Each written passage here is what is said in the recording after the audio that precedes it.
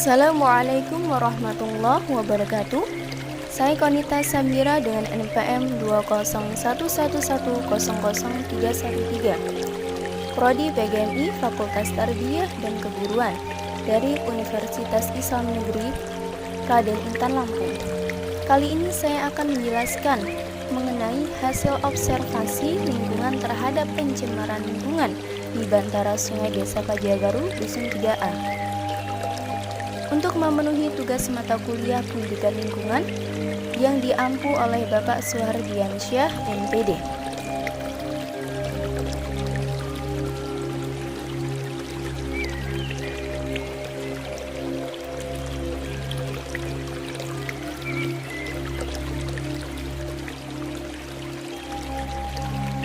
Sebelum membahas mengenai observasi yang telah saya lakukan, ada baiknya kita mengenal dan memahami apa itu pencemaran lingkungan, dan apa hubungannya manusia dengan lingkungan.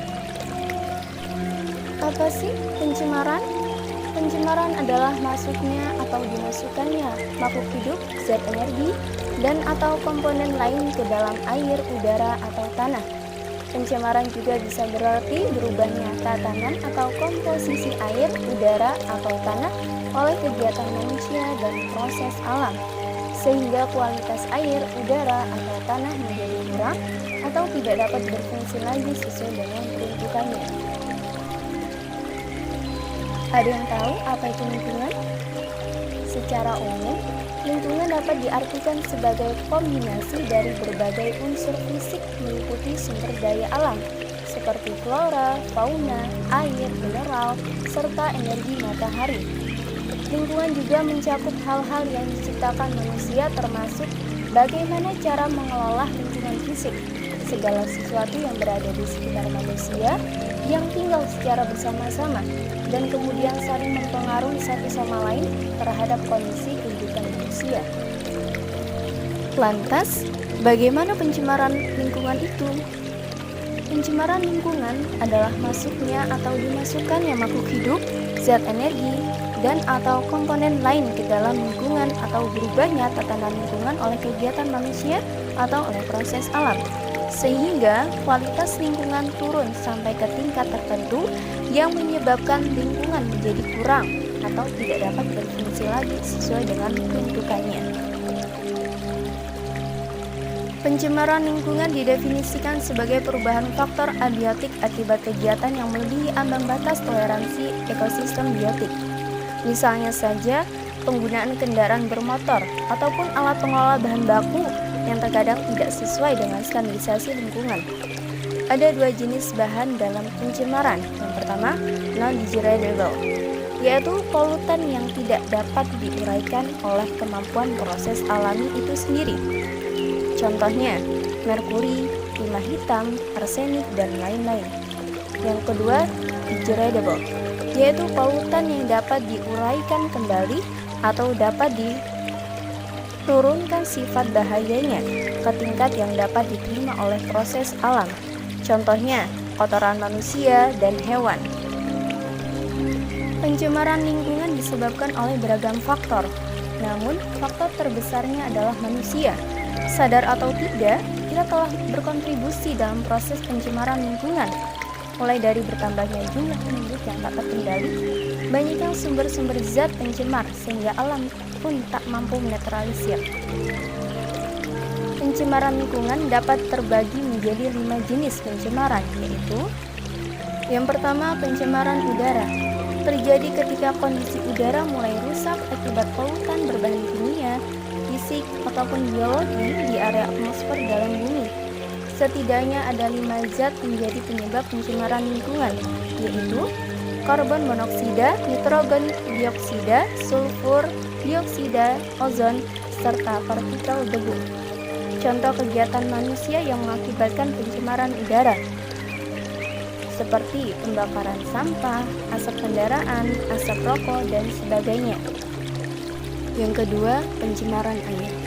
Pencemaran air umumnya terjadi di laut, sungai, dan danau. Pencemaran air adalah kondisi masuknya berbagai zat dan komponen yang terkontaminasi ke dalam air.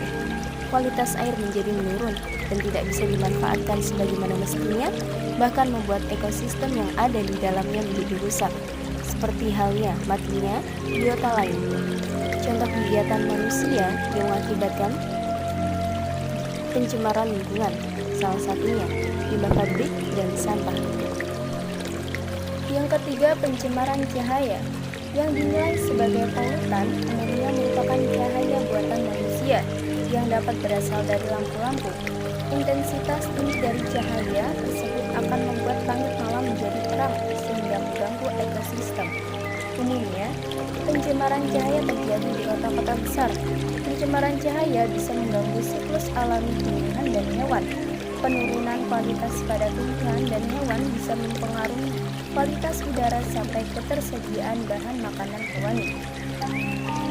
Yang keempat adalah pencemaran tanah. Pencemaran tanah adalah keadaan di mana bahan kimia buatan manusia masuk dan mengubah lingkungan tanah alami. Pencemaran ini biasanya terjadi karena kebocoran limbah cair atau bahan kimia industri atau fasilitas komersial, penggunaan pestisida, masuknya air permukaan tanah tercemar ke dalam lapisan subpermukaan, kecelakaan kendaraan pengangkut minyak, zat kimia atau limbah, air limbah dari tempat penimbunan sampah serta limbah industri yang langsung dibuang ke tanah secara tidak memenuhi syarat. Illegal dumping. Yang kelima adalah pencemaran suara.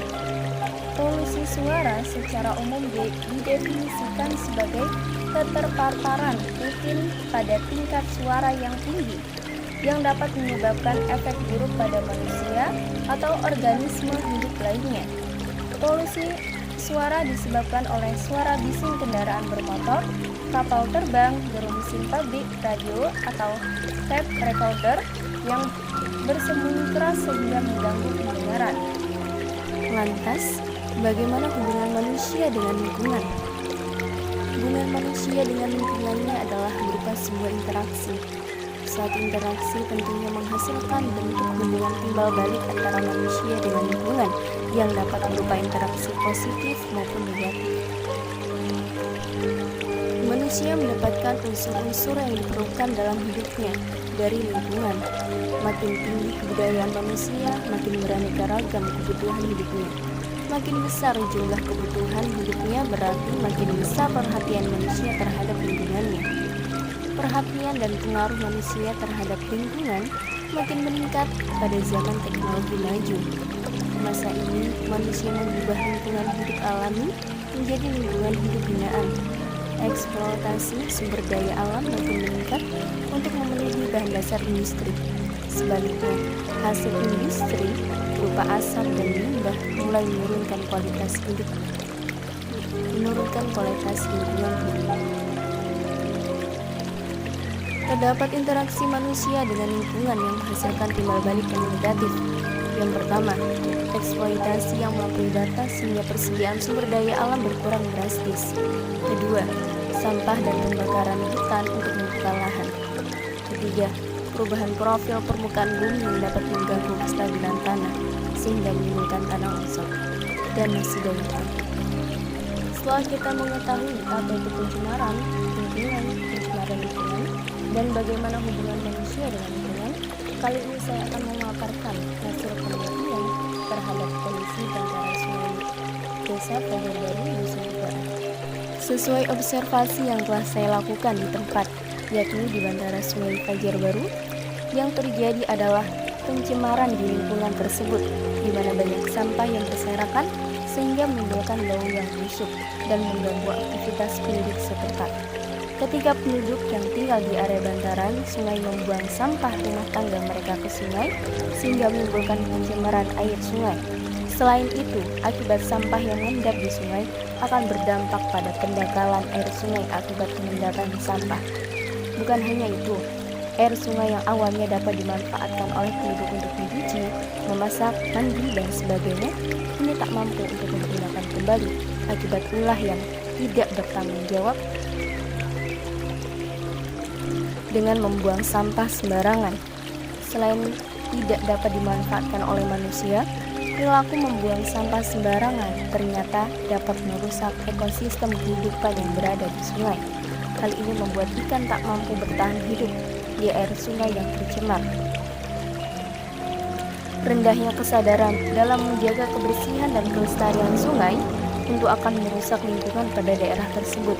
Air tercemar oleh kotoran dan bahkan akan menimbulkan berbagai penyakit bagi penduduk yang bermukim di area tersebut, termasuk bagi anak-anak yang daya tahan tubuhnya relatif rendah. Ternyata bukan hanya warga daerah setempat yang membuang sampah di daerah tersebut, bahkan warga dari daerah lain yang melintasi tempat tersebut tidak sedikit dengan sengaja membuang sampah limbah rumah tangga di daerah itu, yang pastinya malah berimbas pada warga yang menempati daerah dan daerah sungai dengan kondisi bau busuk, lalat, penyakit, bahkan akan menimbulkan banjir saat hujan. Untuk mengurangi dampak akibat perilaku tersebut dalam jangka panjang, disarankan bahwa yang pertama, kumpulkanlah sampah pada tempatnya, jangan membuang sampah sembarangan. Kedua, pisahkanlah masing-masing jenis sampah, misalnya sampah organik dan anorganik. Ketiga, lakukan kurangi, gunakan kembali, dan olah kembali.